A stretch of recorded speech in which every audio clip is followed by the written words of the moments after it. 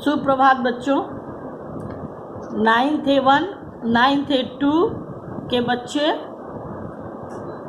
जो अब 10th A1 और 10th A2 में पास होकर चले गए हैं, आप सबको पास होने की बहुत बहुत बधाई। और बच्चों, मैं बताना चाहती हूँ कि आपने हिंदी की वार्षिक परीक्षा में बहुत अच्छा काम किया है।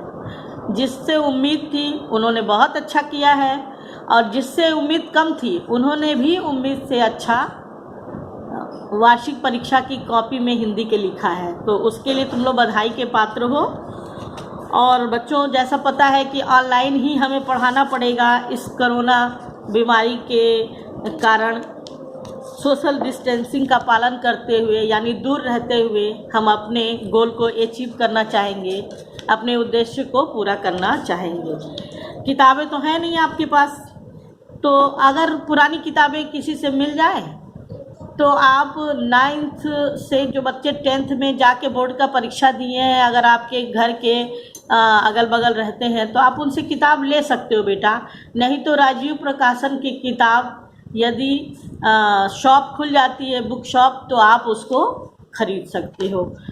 उसके अतिरिक्त मेरे पास एक ऑप्शन और है कि मैं जब भी अपना ऑनलाइन क्लास लूँगी तो आपकी किताब का एक पाठ का PDF पूरा बना के डालूँगी। आप उस PDF को देखकर बार बार पढ़ सकते हो, बार बार क्वेश्चन आंसर भी लिख सकते हो देखकर, और आपको बहुत अधिक परेशान होने की, बाहर निकलने की भी ज़रूरत नहीं पड़ेगी। बच्चों, 9th में आपको पता है, मैंने बताया भी है कि हिंदी का जो साहित्य है वो हमारा बहुत विस्तृत है और उसे अनेकों भागों में बांटा गया है। इस समय मुख्य बिंदु जो हिंदी साहित्य के हैं, महत्वपूर्ण बिंदुओं पर मैं प्रकाश डालूंगी। जैसा कि आप देख रहे हो, एक आपके सामने लिखित कागज है और उस पर मैंने लिखा हुआ है कि हिंदी गद्य का स्वरूप और विकास। तो आपको ये पता ही है कि हिंदी साहित्य को दो भागों में बांटा है, पद्य साहित्य और गद्य साहित्य। अध्ययन की दृष्टि से हिंदी गद्य साहित्य को निम्नलिखित भागों में बांटा गया है। पहला है पूर्व भारतेंदु युग 13वीं शताब्दी से 1868 ईस्वी तक। भारतेंदु युग सन 1868 ईस्वी से 1900 ईस्वी तक। द्विवेदी युग सन 1900 ईस्वी से 1922 ईस्वी तक। शुक्ल युग सन 1922 ईस्वी से 1938 ईस्वी तक। शुक्लोत्तर युग सन 1938 ईस्वी से 1947 ईस्वी तक। स्वतंत्रोत्तर युग अर्थात स्वतंत्रता के बाद, जब हम आज़ाद हो गए, उसके बाद का समय देखिए, यहाँ लिखा भी है सन 1947। ये आपको ऐसे ही याद हो जाएगा कि 1947 में हम आज़ाद हुए थे। 15 अगस्त 1947 को हमें आज़ादी प्राप्त हुई थी। तब से अब तक जो साहित्य लिखा गया उसको हम स्वतंत्रोत्तर युग के नाम से जानते हैं। तो बच्चों, हमने बताया ना, याद करने का सबसे अच्छा तरीका देखिए, 13वीं शताब्दी से 1868, फिर यही 1868 आगे आ जा रहा है, यहाँ 1900 हो जा रहा है, ये 1900 यहाँ आगे आ जा रहा है, 1922 हो जा रहा है, फिर 1922 यहाँ आता है और 1938 यहाँ आ जा रहा है। सन 1938 से 1947, यानी हम यहाँ आकर आज़ादी पा जाते हैं। आज़ादी के बाद के युग को हम स्वतंत्रोत्तर युग कहते हैं। आपको पढ़ने नहीं आता तो आज़ादी के बाद का युग भी आप कह सकते हो, इसको आप आधुनिक काल भी कह सकते हो। इस प्रकार हिंदी गद्य के स्वरूप और विकास का लेखा जोखा इन कालों में बांटा गया है। इसी तरह पद्य साहित्य है। और अब इसमें मोस्ट इम्पॉर्टेंट बात आप ध्यान दें कि इतने कालों में, इतने भागों में तो बांट दिया गया, 6 भाग, लेकिन आपके कोर्स में शुक्ल युग और शुक्लोत्तर युग ही आएगा। इसके पहले आप पूर्व भारतेंदु युग और द्विवेदी युग 9th क्लास में पढ़ चुके हैं। इस तरह बेटा पद्य साहित्य पे आप अपना ध्यान दें। पद्य साहित्य को भी निम्न भागों में बांटा गया है। पहला है आदिकाल, जिसे हम वीर गाथा काल भी कहते हैं। यानी आदिकाल का 2 नाम है। ब्रैकेट का मतलब यही है इसको हम आदिकाल बोले या वीरगाथा काल बोले। इसका समय है संवत 1050 विक्रमी से 1375 विक्रमी तक। पूर्व मध्यकाल, जिसका एक नाम और है भक्ति काल, संवत 1375 विक्रमी है ये, वी के बाद 0 अर्थात विक्रमी से 1700 विक्रमी तक। उत्तर मध्यकाल अर्थात रीतिकाल, यानी दोनों नाम है, संवत 1700 विक्रमी से 1900 विक्रमी तक। आधुनिक काल, इसे गद्य काल भी कहा जाता है, क्योंकि यहाँ आते आते हिंदी साहित्य में गद्य की प्रचुर मात्रा और यहीं से गद्य लिखना प्रारंभ हो जाता है। तो इसका समय है संवत 1900 विक्रमी से अब तक। ये इसमें भी आपको 2 काल ही पढ़ने हैं। वीरगाथा काल आप पढ़ चुके हैं 9th में, भक्ति काल आप पढ़ चुके हैं 9th में, रीति काल और गद्य काल यानी आधुनिक समय। तो ये आपको 2 ही पढ़ना है। इस 2 भाग में बटे हुए हिंदी पद्य साहित्य का रीति काल और गद्य काल पढ़ना है। इसी तरह कई बार हमने आपको समझाया होगा कि पद्य साहित्य के अतिरिक्त जो हमारा गद्य साहित्य है इसकी अनेक प्रकार हैं, यानी गद्य को हम अनेक प्रकार से पढ़ सकते हैं, लिख सकते हैं और सुन सकते हैं। उसमें इतनी प्रमुख प्रकार या रूप या विधाएं उनको बोला जाता है। जब भी आपके पास प्रश्न आता है कि हिंदी की प्रमुख विधाएं लिखो, तो आप कंफ्यूज हो जाते हो, आप सोचते हो विधाएं क्या है। विधाएं मतलब प्रकार, प्रकार मतलब रूप, कि हिंदी को कितने रूपों में और लिखा पढ़ा जा सकता है। तो आपके सामने देखिए कि 13 ऐसे रूप हैं जिसमें हिंदी गद्य को हम पढ़ सकते हैं, लिख सकते हैं और सुन सकते हैं, जिसमें नाटक है, उपन्यास है, कहानी है, आलोचना है, निबंध है, जीवनी है। जीवनी आप लिखते भी हो, पढ़ते हुए हो और इसके बारे में अच्छे से जानते भी हो। आत्मकथा है, यात्रावृत्त है, गद्य काव्य है, संस्मरण है, रेखा चित्र है, रिपोर्टाज है और डायरी है। ये 13 प्रकार हैं गद्य के लिखने और पढ़ने के। तो जब भी प्रश्न यदि आता है कि किन्हीं 2 गद्य की विधाओं का नाम लिखो, तो इन 13 में से आप कोई भी नाम लिख देंगे वो सही माना जाएगा और आपको फुल मार्क्स मिलेंगे। मार्क्स से याद आया, अंकों से याद आया, जिस पैटर्न पे आपने 9th का इम्तहान अभी दिया है, बिल्कुल उसी तरह अंकों का विभाजन 10th में भी होता है। 70 के संपूर्ण योग होगा आपकी प्रश्न पत्र का 70 और 30 नंबर होगा आंतरिक मूल्यांकन का, जो आप प्रोजेक्ट बनाकर देते हो। इस तरह बच्चों आपको अपनी पढ़ाई शुरू करनी है और मैं इसके साथ साथ आपको बीच बीच में इन कालों की जानकारी भी दूंगी और इसके साथ आपको प्रश्न उत्तर भी लिखवाऊंगी।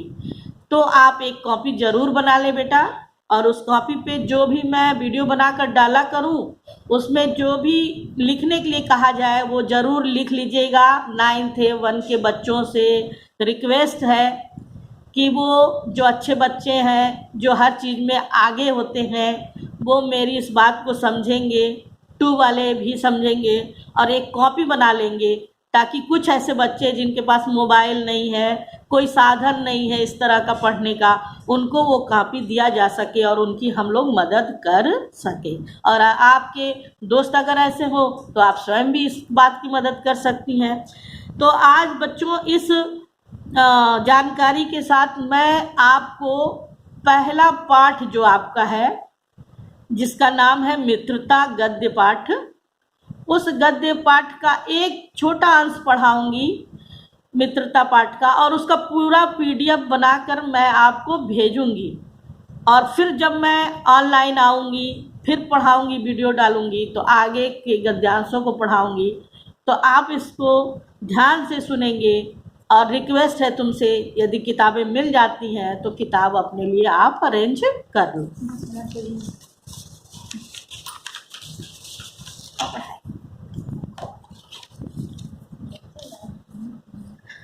ये पहला आपका पाठ है बच्चों।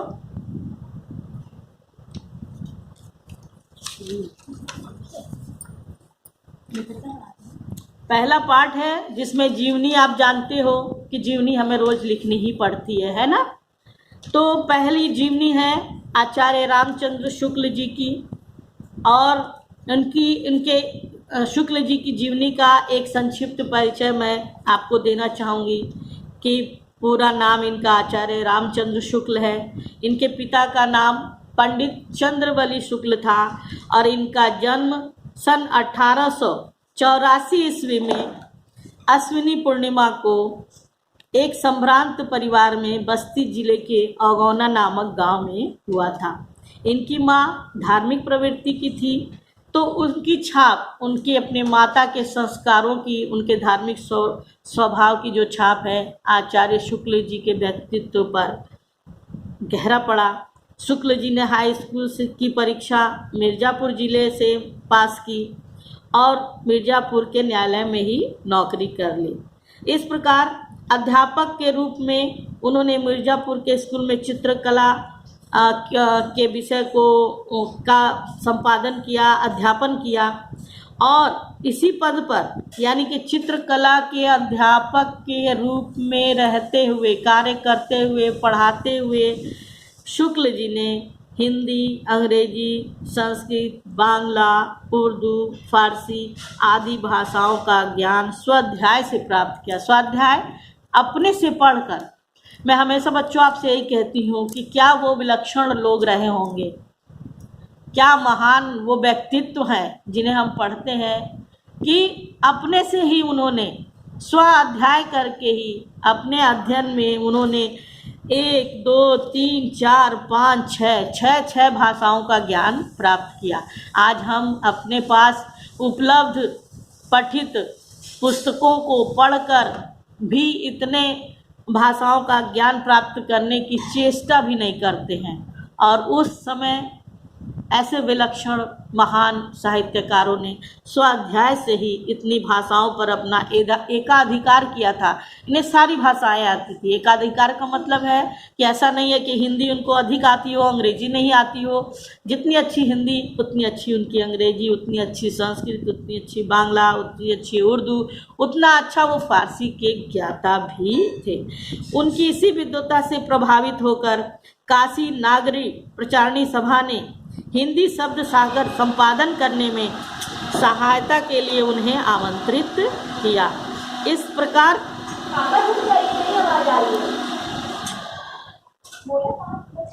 प्रकार बच्चों उन्होंने नागरी प्रचारणी पत्रिका के माध्यम से हमें हिंदी शब्द सागर दिया। हिंदी शब्द सागर जिसमें शब्दों के अर्थ लिखे हुए हैं और हम उसको लेकर पढ़ते हैं और अपने ज्ञान में वृद्धि करते हैं। लेखन विधा इनकी, जब ये एक बार काशी विश्वविद्यालय में आमंत्रित किए जाते हैं और वहाँ हिंदी अध्यापक के रूप में इनका एक नया आयाम स्थापित करने का दौर चलता है, और इसी पद पर रहते हुए हिंदी विभाग अध्यक्ष के पद पर नियुक्त शुक्ल जी हिंदी की सेवा करते रहते हैं, और सन 1941 ईस्वी में इनका निधन हो जाता है। बच्चों इनकी रचनाएं, ये आपको आता है कि जीवन परिचय दीजिए, उनकी रचनाओं का उल्लेख करिए। रामचंद्र शुक्ल जी की रचनाएं हैं, जिन कुछ विशेष रचनाओं का मैं नाम लेना चाहूँगी, जैसे चिंतामणि है, विचार विधि है, रस मीमांसा है, त्रिवेणी है, हिंदी साहित्य का इतिहास है, और जायसी ग्रंथावली है, तुलसी ग्रंथावली है। ये सब इनकी कृतियाँ हैं। भाषा शैली, शुक्ल जी की भाषा प्रौढ़ परिष्कृत साहित्यिक खड़ी बोली है, और इनकी भाषा विषयानुकूल है। इनकी भाषा में दुरूह, क्लिष्टता, गंभीर और शुद्धता का पुटलिय है। अर्थात तुम्हें सीधे शब्दों में मैं बताना चाहूँगी कि इनकी भाषा संस्कृत निष्ठ खड़ी भाषा है, हिंदी भाषा है।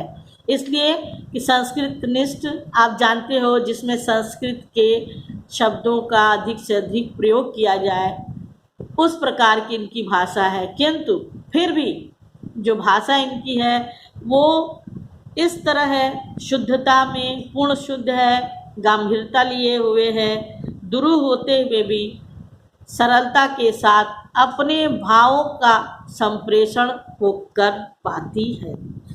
शैली में कहा जाए तो भारतेंदु जी ने विभिन्न प्रकार की शैलियों को अपने साहित्य में स्थान दिया है, जैसे आलोचनात्मक शैली है, विचारात्मक शैली है, भावात्मक शैली है, गवेषणात्मक शैली है, तुलनात्मक शैली है, व्यंग्यात्मक शैली है और समास या सूत्रात्मक शैली है। आपको अपने जीवनी में इसका नाम ही डालना बहुत काफ़ी होता है कि आप शैली की जगह केवल नाम डाल दें। बच्चों, आचार्य रामचंद्र शुक्ल जी हिंदी साहित्य के अमर साहित्यकार हैं। उनकी जो साहित्य साधना है वो सर्वोच्च कोटि की है। हिंदी के गद्य युग, एक गद्य का युग भी शुक्ल युग के नाम से जाना जाता है। तो इस प्रकार आपने देखा, ये जीवनी के मुख्य बिंदु थे। उसके बाद मैं आपको बताना चाहूँगी, वीडियो लंबा होता जा रहा है चूँकि ये मित्रता पाठ है, आपका पहला पाठ है मित्रता, और ये मित्रता पाठ आपका PDF पे मैंने बनाकर डाला हुआ है। इस मित्रता पाठ को आप लोग एक बार पढ़ लीजिएगा खोल के PDF को, और उसके बाद मैं इस मित्रता पाठ के जो गद्यांश हैं उन गद्यांशों की आपसे महत्वपूर्ण व्याख्या करूंगी, इसकी रीडिंग भी करूंगी। तो आज बच्चों इतना ही। स्वस्थ रहो, मस्त रहो और अपने घर में रहो। फिर मैं एक नया वीडियो इस मित्रता पाठ के बारे में आपको डालूंगी।